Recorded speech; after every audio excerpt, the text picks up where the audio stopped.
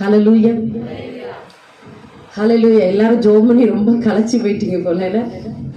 ஒருத்தர் முழங்காலம் என்ன இல்லை, பலன் இல்லாம போச்சு. அப்படித்தானே? முழங்காலாம் எப்படி இருக்கு, எப்படி இருக்கு?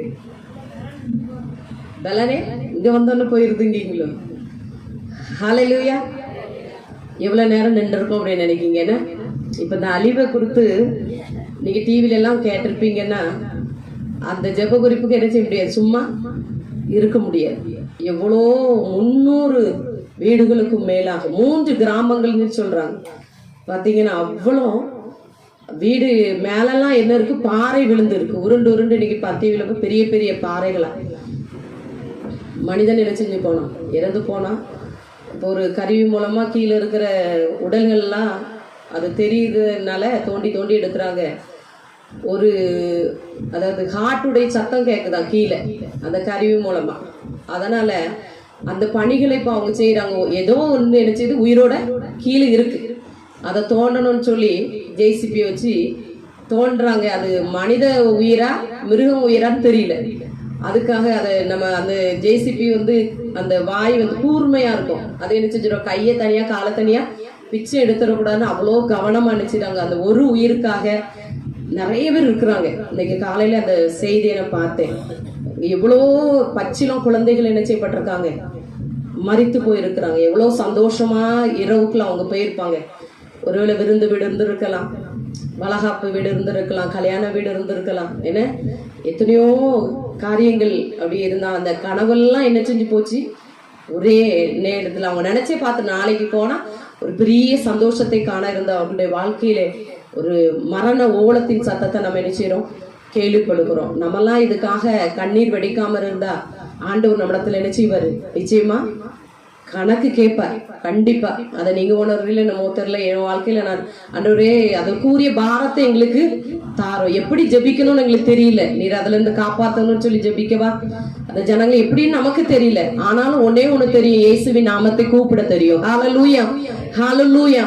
ஏன் நம்ம ஏன் ஜெபிக்கணும் அப்படிங்கிறது ஒரு சில நிமிடங்கள் அதை நான் அந்த காரியத்தை சொல்லி ஒரு 2 காரியத்திற்காக நம்ம ஜெபிக்க போகிறோம்.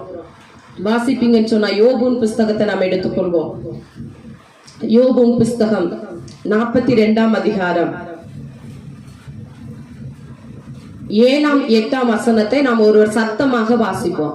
எல்லாரும் பைபிள் எடுத்திருக்கலாம், எடுத்துக்கொள்ளுங்க.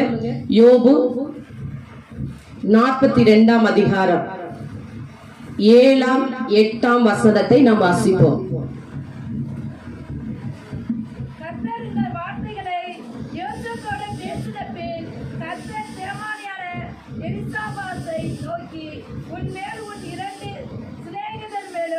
எனக்கு கோபம் மூடுகிறது. என் தாசனாகிய யோபு பேசினது போல் நீங்கள் என்னை குறித்து நிதானமாய் பேசவில்லை. ஆதலால் நீங்கள் 7 காளைகளையும் 7 ஆட்டுக்கடாக்களையும் தெரிந்து கொண்டு என் தாசனாகிய யோபினிடத்தில் போய் உங்களுக்காக சர்வாங்க தகன பலிகளை இடுங்கள். என் தாசனாகிய யோபு உங்களுக்காக வேண்டுதல் செய்வான். நான் அவன் முகத்தை பார்த்து உங்களை உங்கள் புத்திரத்திற்கு தக்கதாக நடத்தாதிருப்பேன். என் தாசனாகிய யோபு பேசினது போல் நீங்கள் என்னை குறித்து நிதானமாய் பேசவில்லை என்றார். ஹல்லேலூயா.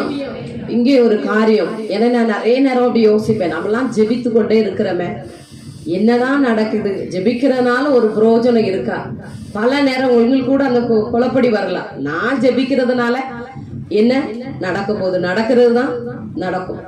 நிறைய பேருக்கு அப்படி உண்டு, ஜெபிக்கிறதுனால என்ன நடக்காது, நடக்கிறது தான் என் வாழ்க்கையில் நடக்க போகுது. மரணமும் வருது, விருந்து வீடும் வருது, இது என்ன செய்யுது, நடக்கிறது தான் மாறி மாறி என் வாழ்க்கையில நடக்குது. எனக்குள்ளே அப்படி பல நேரங்கள் அந்த ஒரு சூழ்நிலை அப்படி வரும் பொழுது, நம்ம நெருக்கும் பொழுது அந்த எண்ணங்கள் உண்டு.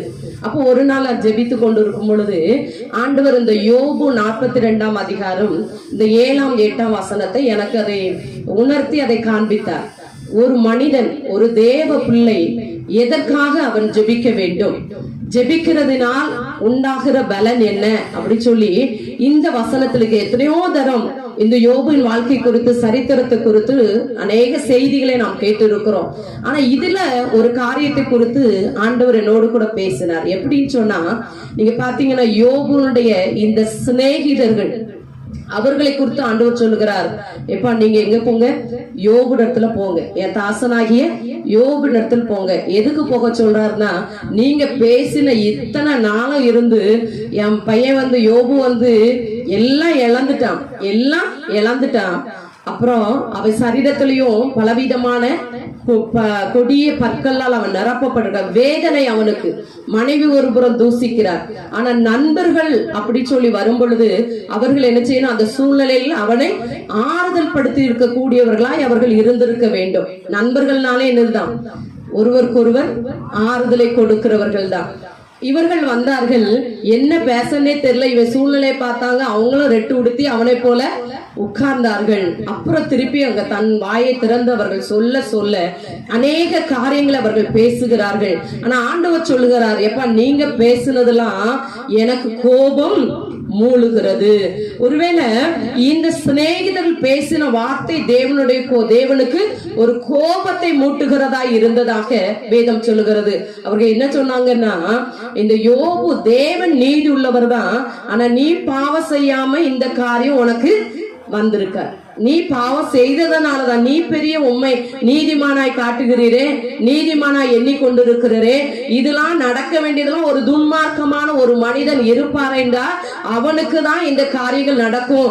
தேவன் உயர்ந்தவர், அவர் நீதி உள்ளவர் சொல்லி ஆண்டவரை உயர்த்துகிறது மாதிரி உயர்த்தி யோபு என்ன செஞ்சாங்க, மட்டம் தட்டினாங்க. ஆனா வேதம் என்ன சொல்கிறது, யோபுவை குறித்து அவன் நீதிமான், அவன் உத்தமனாய் இருந்தான், தேவனுக்கு பயப்படுகிறவன் என்று சொல்லி கர்த்தர் அவனை குறித்து சாட்சி கொடுத்தார். இப்ப தேவன் சாட்சி கொடுத்து வைத்திருக்கிற இந்த மனுஷனுக்கு விரோதமாக இவர்கள் தங்கள் வாய்களை திறந்ததனால அது எப்படி இருந்தது, தேவனுக்கு முன்பாக கோபத்தை மூட்டுகிறதா இருக்கிறது. இன்னைக்கு நிறைய காரியங்கள் தேவனுக்கு கோபத்தை மூட்டுகிற காரியங்கள் தான் நிறைய நடக்கிறது. நம்ம குடும்பங்கள்ல நடக்கிறது, நம்ம பிள்ளைகள் மூலமாய் நடக்கிறது. பாத்தீங்கன்னா தேசத்துல பாத்தீங்கன்னா தேவனுக்கு கோபத்தை மூட்டுகிற காரியம் அநேக காரியங்கள் நடக்கிறது. ஆண்டவர் இந்த கோபத்தினால் இந்த நண்பர்களை அழிக்க வேண்டிய அந்த அழிக்கிறதுக்கு ஏதுவான இந்த நண்பர்களுடைய வார்த்தைகள் இருந்தது. ஆனா ஆண்டவர் அதுக்கு ஒரு ஐடியா கொடுக்கிறாரு. என்ன சொல்றாருன்னா, நான் இப்போ நினைச்சிருந்தா உங்களை அழிக்கணும், அவ்வளவு கோபம் வருது, ஆனாலும் இந்த யோபு இடத்துல போங்க, அவன் உங்களுக்காய் விண்ணப்பம் பண்ணும் பொழுது என்னுடைய கோபம் ஆறும். ஹல்லேலூயா. அப்போ நம்ம ஜெபிக்கிறதுனால் என்ன பலன் அப்படின்னு சொல்லி நம்ம நல்லா அறிந்துக்கிடணும். இன்னைக்கு நம்ம ஜெபிக்கிறதுனால் மேன்மை இல்ல, அதுல ஒரு பலன் இல்ல அப்படின்னு சொல்லி நினைக்கிறதுனாலதான் நம்ம ஜெபிக்கிறது இல்ல. ஆண்டவர் சொல்றாரு, நீங்க போய் யோபுட்ட போய் சொல்லுங்க, அவன் உங்களுக்காய் ஜெபிக்கும் பொழுது என் கோபம் அங்கே யாரு, அவன் பலி செலுத்தி இந்த சிநேகிதருக்காக அவன் ஜெபித்த பொழுது தேவனுடைய கோபம் ஆறிச்சு. இன்னைக்கு எத்தனையோ இடங்களில நம்ம பார்த்தோன்னா கோபத்துக்கு ஏதுவாக நிறைய காரியங்கள் நடக்கிறது. ஆனா அதெல்லாம் ஆற்றணும்னா தேவன் தன்னுடைய கோபத்தின்படியே கிரியை செய்வாரானால் நிறைய அழிந்து கொண்டேதான் இருக்கும். தேவ கோபம் வெளிப்பட்டு கொண்டே இருக்கும்னா ஜனங்கள் என்ன செஞ்சுட்டு இருப்பாங்க, அழிக்கப்பட்டே தான் கொண்டு இருப்பாங்க. நீங்க என்னாகமத்துல ஒரு காரியம் உண்டு அப்படின்னா, இஸ்ரவேல் ஜனங்கள் மோசேக்கும் ஆரோனுக்கும் விரோதமாக முறுமுறுத்த உடனே அங்க வாதை உண்டாயிரும். வாதை உண்டாவனா ஜனங்கள் கொத்து கொத்தாய் டக் டக் டக்குன்னு மடிந்து விழுறாங்க, கூட்டம் நெருக்கம் மடிந்து விழுறாங்க. அப்போ இத மோசே அறிந்துகிட்டார், ஆரோன் அறிந்து கொண்டார். ஐயோ இது கர்த்தருடைய கோபம் எழும்பிட்டு ஜனங்கள் மரித்து போகிறார்கள். உடனே மோசே சொல்ற, ஆரோன் நீ எழும்பி ஓடு, தூப கலசத்தை எடுத்துக்கொண்டு தூப வர்க்கத்தை போட்டு அங்கே உயிரோடு இருக்கிறவர்களுக்கும் மரித்தவர்களுக்கும் அவர்கள் நடுவாக ஆரோன் போய் தூப வர்க்கம் விட்ட பொழுது தேவனுடைய கோபம் ஆறிச்சு. இப்ப தேவன் கோபத்துக்கு ஏதுவா இருக்கிற அந்த சூழ்நிலை மாறணும் அப்படின்னு சொன்னா என்ன செய்யணும்னா, ஜெபிக்கிற நாம் என்ன செய்யணும், ஜெபிக்கணும். தேவ பிள்ளைகளாகி நாம் கண்ணீர் வடித்தே ஆக வேண்டும். அன்னைக்கு யோபு அந்த சூழ்நிலையை அவன் ஜெபிக்க ஆயத்தமா இருந்தான். தன்னுடைய எல்லா இழந்த சூழ்நிலை அவனுக்கு ரெட்டிப்பான பங்கு அதற்கு ஒண்ணு கிடைக்கல. ஒருவேளை நமக்கு எல்லாம் கிடைச்சாதான் ஜெபிப்போம். நமக்கு என்னது, நமக்கு கிடைச்சாதான் ஜெபிச்சிருப்போம். யோபு அப்படி அல்ல. அவன் அது வாங்குறதுக்கு முன்பாக கர்த்தர் அந்த ரெட்டிப்பாய் ஆசீர்வதிப்பாருங்கன்னா அவனுக்கு தெரியாது.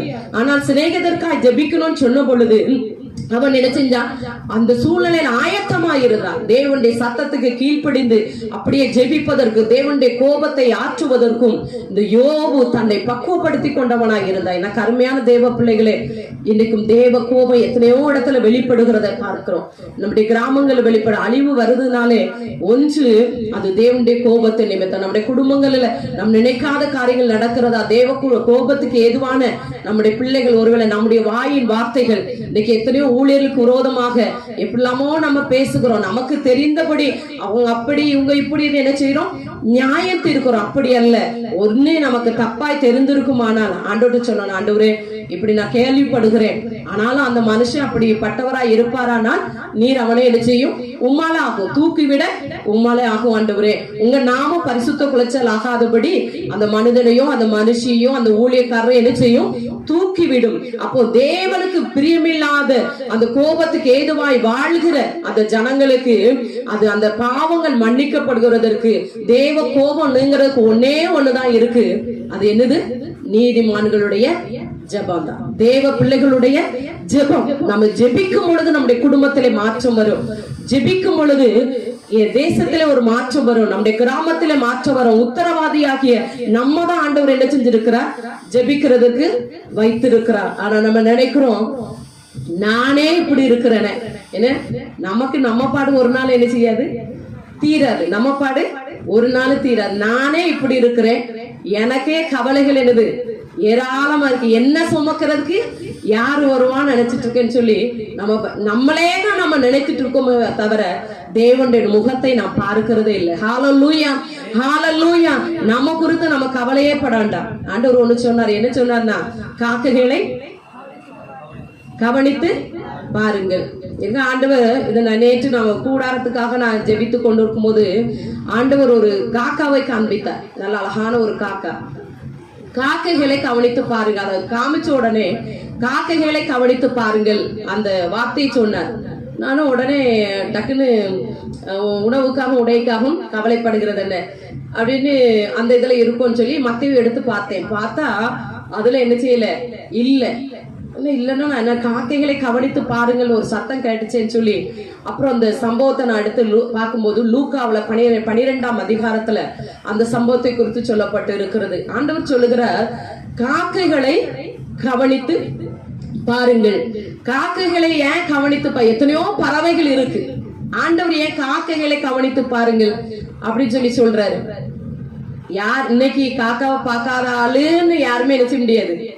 அனுதினமும் நம்முடைய வாழ்க்கையில சந்திக்கிற ஒரு பறவை எதுதான், ஒரு பச்சினா அது என்னதுதான், காக்கா தான். அது என்னது, காக்கா. காலையிலே வந்துரும். காக்கா கூவுன்னு சொல்லுவாங்க. இன்னைக்கு விருந்தாளு காலையிலே கூவிட்டுன்னு சொல்லுவாங்க, உங்க வீட்டுக்கு விருந்தாள் வரப்போகுது. நம்ம ரொம்ப கருத்து கணிப்புல விஞ்ஞானிகளா இருப்போம். உடனே என்ன செஞ்சிடும், இன்னைக்கு விருந்தாள் வரப்போகுதுன்னு சொல்லி ஒரு புதிய கண்டுபிடிப்பெல்லாம் கண்டுபிடித்து நம்ம வைப்போம்.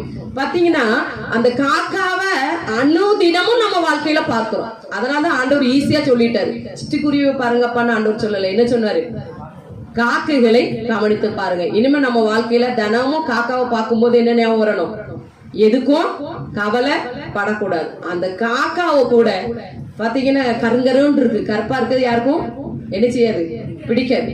கருப்பா இருந்தோம்னா யாருக்கும் பிடிக்காது. கருப்பு நிறம் என்பது என்ன செய்யாது, யாருக்கும் பிடிக்குமா, பிடிக்காது. எல்லாம் பொண்ணு பார்க்கணும்னா செக்க செவேன்னு சுண்டுனா ரத்தம் வந்தோம். அப்படி இருக்கிற பொண்ணா இருந்தா அவன் வேலை வெட்டிக்கு ஒன்றும் போக மாட்டான். ஆனா தேடுறது எதை தேடுவான், கலரை தான் என்ன செய்யறோம். அப்போ இந்த விரும்பத்தகாத இருக்கிற அந்த கருப்பு நிறமா அந்த காக்காவை ஆண்டவர் என்ன செய்யறாரு, நீ அதை கவனித்து பார். டெய்லி நீங்க பார்க்கும் போதெல்லாம் அதுக்குதான் நான் சொல்றேன், டெய்லி காக்கா நம்ம வீட்டுல வந்து நின்று பார்த்தாலே அதை போஷிக்கிற தேவன் என்னையும் போஷிப்பார். அதை போஷிக்கிற தேவன் அந்த ஞாபகம் உங்களுக்கு வரணும். இதுவரைக்கும் நம்ம அந்த காக்காவை பார்த்து நினைச்சிருக்கே மாட்டோம். ஒருவேளை எலியாவே போஷித்ததுன்னு நிறைய நேரங்கள்ல பார்த்திருக்கலாம். ஆனாலும் இந்த காக்கைகளை கவனித்து பாருங்கள். அது என்ன செய்யறது இல்ல, விதைக்கிறதும் இல்ல, அறுக்கிறதும் இல்ல.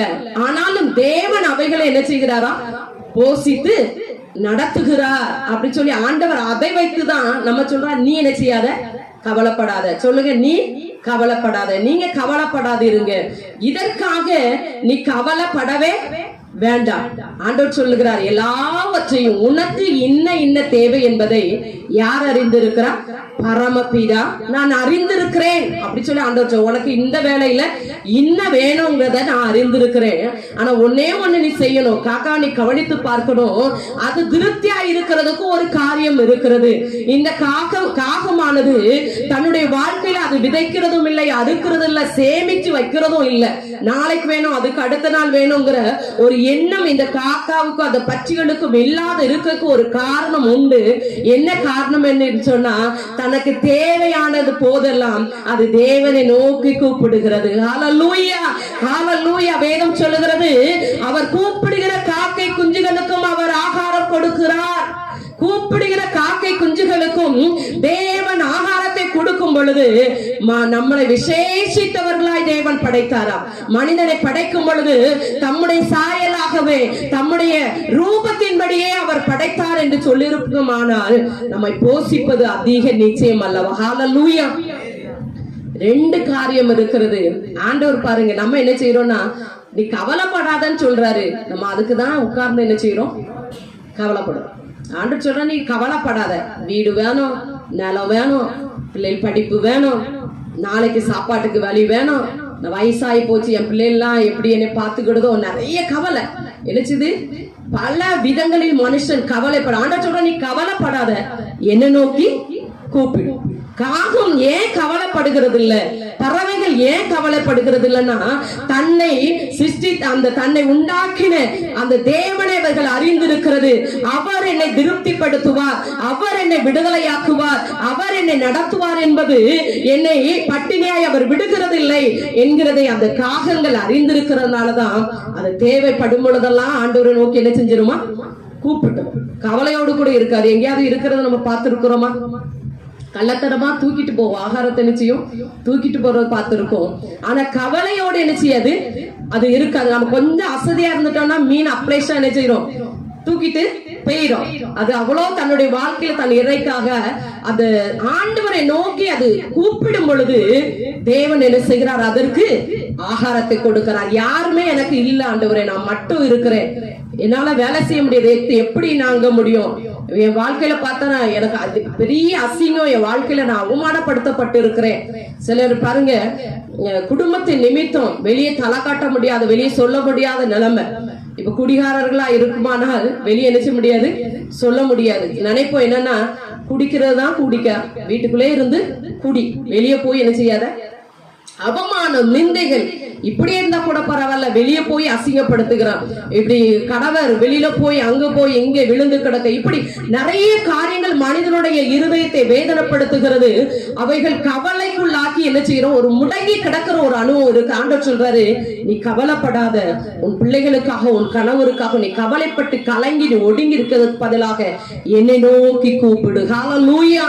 உன் காரியங்கள் வாய்ப்பதற்கும், நான் உன் வாழ்க்கையில செயல்படுவதற்கும், உன் வியாதியை குணமாக்குவதற்கும், உன் பாவங்கள் மன்னிக்கப்படுவதற்கும், உன் வாழ்க்கையில் உன் எல்லைகளை விரிவாக்கப்படுவதற்கும் ஒரே ஒரு காரியம், நீ செய்ய வேண்டிய காரியம், தேவனை நோக்கி பார்க்க வேண்டிய ஒரே ஒரு காரியம். அந்த ஒண்ணும் நம்ம செய்கிறதே கிடையாது. கூப்பிட்டுருக்கோமா? கூப்பிட்டுருக்கோமா? சொல்லுங்க. இப்போ பாரி வைப்போம். எங்க மனுஷன் முன்பாருங்க நின்று இப்படி நடந்துட்டு அப்படி நடந்துச்சு, அதை நடந்துட்டு இப்படி நடந்துட்டு ஓன்னு சொல்லி என்ன செய்யறோம்? என்ன செய்யறோம்? ஒப்பாரி வைக்கிறோம். இருதயத்துல இருந்து அது போகணும். அந்த கவலை என்ன செய்யணும்? இருதயத்துல இருந்து போனா எங்க போய் சொன்னா, எப்படி சொன்னா அது நம்மளை விட்டு போகணும்னு சொல்லி நம்ம தடுமாறி கொண்டு இருக்கிறோம் இந்த சூழ்நிலையில. ஆனா ஒன்னே ஒண்ணு, ஆண்டவரே, நீ ஆண்டவர் சொல்றாரு, நீ கவலைப்படாத, என்னை நோக்கி கூப்பிடு. நீங்க ஆணித்தரமா நான் சொல்ல முடியும், இயேசு கிறிஸ்துவின் நாமத்தினால இந்த இடத்துல இருக்கிற நீங்க உங்க ஒவ்வொருடைய வாழ்க்கையிலும் இயேசுவின் நாமத்தை நோக்கி நீங்கள் கூப்பிடும் பொழுது உங்க வாழ்க்கையில ஆண்டவர் அற்புதம் செய்வார். உங்க வாழ்க்கையில தேவன் பரிபூரணமான நன்மை, ஆண்டவரால் செய்யக்கூடாத காரியம் ஒன்றுமில்லை என்றுதான் வேதம் சொல்லுகிறது. அதை அந்த வார்த்தைகளை நம்ம விசுவாசிக்க வேண்டும். ஒரே ஒரு சம்பவத்தை நான் சொல்லி நம்ம ஜெபிப்பதற்காக கடந்து சொல்வோம். கூப்பிடுகிற காரியங்கள்ல நீங்க பாத்தீங்கன்னா, ஆதியாகமம் புஸ்தகத்தை நம்ம எடுத்துக்கொள்வோமானால் யாக்கோபை நாம் வாசிப்போம். யாக்கோபு ஆண்டவருடைய சமூகத்திலே அவன் பிந்தி தனித்திருந்த ஒரு அனுபவத்தை நாம் பார்க்கிறோம். இக்கட்டான ஒரு சூழ்நிலை இந்த யாக்கோபுக்கு காணப்பட்டது. 32ஆம் அதிகாரத்துல 24ஆம் வசனத்தில் வேதம் சொல்லுகிறது, யாக்கோபு பிந்தி தனித்திருந்தான். ஹல்லேலூயா, ஹல்லேலூயா. யாக்கோபு பிந்தி தனித்திருந்தான். எனக்கு அருமையான தேவ பிள்ளையே, உங்களுடைய வாழ்க்கையை நன்றாய் அறிந்தவர் தேவன் தான். ஒருவேளை உங்க கூட இருக்கிற கணவராலும் அதை அறிய முடியாது, நம்முடைய இருதயத்தை. பிள்ளைகளாலும் நம்முடைய இருதயத்தை எரிச்ச முடியாது, அறிய முடியாது. அதன் கசப்புகளை நம்ம யாருமே, நம்முடைய இருதயத்தின் கசப்பு இருதயத்துக்கே தெரியும் சொல்லப்பட்டிருக்கு. அப்ப நம்ம படுகிற வேதனைகள், கவலைகள் யாருக்கும் தெரியாமல் இருக்கலாம், ஆனா எல்லாவற்றையும் அறிந்திருக்கிற ஆண்டவர் உண்டு. இந்த யாக்கோபு பாத்தீங்கன்னா எல்லா பரிவாரத்தோடு கூட வருகிறான். 4 மனைவிகளோடு கூட, பிள்ளைகளோடு கூட அவன் என்ன செய்யறான், ஆடு மாடுகள் ஒட்டங்கள் எல்லா பரிவாரத்தோடு கூட வருகிறான். ஆனா அவனுடைய வாழ்க்கையில என்னது இல்ல, என்ன இல்ல, நிம்மதி இல்லை. அவனுடைய வாழ்க்கையில, யாக்கோபுடைய வாழ்க்கையில நிம்மதி இல்லை. ஏன் அப்படின்னா, தன்னுடைய சகோதரன் இப்ப தன்னை வந்து கொலை செய்து விடுவான்ங்கிற ஒரு எண்ணம் அவனுக்குள்ளே காணப்பட்டது. ஆகவே அதற்கு ஒரு காரியம் அவன் கவலைப்பட்டு அந்த நேரத்தில் அவன் என்ன செய்யலாம், அவன் எல்லா வேலைகளையும் அவன் செய்தான். எப்படி தப்பிப்பதற்கு எல்லாத்தையும் ஒழுங்குபடுத்திட்டு ஒரே ஒரு காரியத்தை செய்தான், தேவனை நோக்கி கூப்பிட ஆரம்பித்தான். ஹல்லேலூயா, ஹல்லேலூயா. அங்க நீங்க பாத்தீங்கன்னா அவன் தேவனை நோக்கி கூப்பிட்டான். ஆண்டவர் என்ன ஆசீர்வாதத்தை கொடுத்தார், அது கொஞ்சம் யோசித்து பார்ப்போமே. பாத்தீங்கன்னா அவன் எல்லாமே ஆசீர்வாதம் இருந்துச்சு, ஆடு இருந்துச்சு, வேண்டியது எல்லாம் இருந்துச்சு. ஆனா ஆண்டவர் அவன் விடவே இல்லை. ஆண்டவரே, நான் உண்மை விடுகிறது இல்லை. ஏன்? அவனுடைய இருதயத்துல இருந்த பாரம், வேதனைகள். அப்ப ஆண்டவர் சொன்னாரு, என்ன சொன்னாரு, உன் பேர் இனிமே யாக்கோபு என்னப்படாமல் இஸ்ரவேல் என்னப்படும். அப்படி சொன்னேன். அப்படி இன்னொன்னு நீங்க பாத்தீங்கன்னா, போராடி அந்த வார்த்தையில அவன் பெற்றுக்கொள்கிறான். ஆண்டவர் விடிந்த உடனே அவர் ஆண்டவர் கடந்து போகிறார். இந்த இஸ்ரவேல் சொன்ன உடனே அவனுக்குள்ள ஒரு சமாதானம் என்ன செஞ்சிச்சு, வந்துச்சு. ஒருவேளை நமக்கெல்லாம் அப்படி இருக்குமா? இப்போ அலிசக்கா கூட்டம் பேரு இனிமே எஸ்தர் மாற்றப்படுதுன்னு சொன்னா ஒரு சமாதானம் வருமா? பேர் மாற்றுறதுனால ஒரு சமாதானம் நம்ம வாழ்க்கையில வருமா? வராது. ஆனா இந்த யாக்கோபுக்கு யாக்கோபு என்ற பெயரை மாற்றி இஸ்ரவேல் என்று சொல்லி ஆண்டவர் அவனை ஆசீர்வதித்தவர்களும் அவனுடைய வாழ்க்கையில ஒரு மாற்றம் வந்தது. என்ன அப்படின்னா, இஸ்ரவேல் அப்படின்னா தேவனுடைய பிரபு அப்படின்னு சொல்லி அர்த்தமா. பாத்தீங்கன்னா அவன் அந்த அளவுக்கு ஆண்டவர் அவன் வாழ்க்கையில ஆசீர்வதித்தார். இன்றைக்கும் இஸ்ரவேல் தேசம் இருக்கிறது, இஸ்ரவேல் தேசம் இருக்கு. அது யார் நிமித்தம் தான்? அந்த யாக்கோபு கொடுத்த ஆசீர்வாதம் தான்.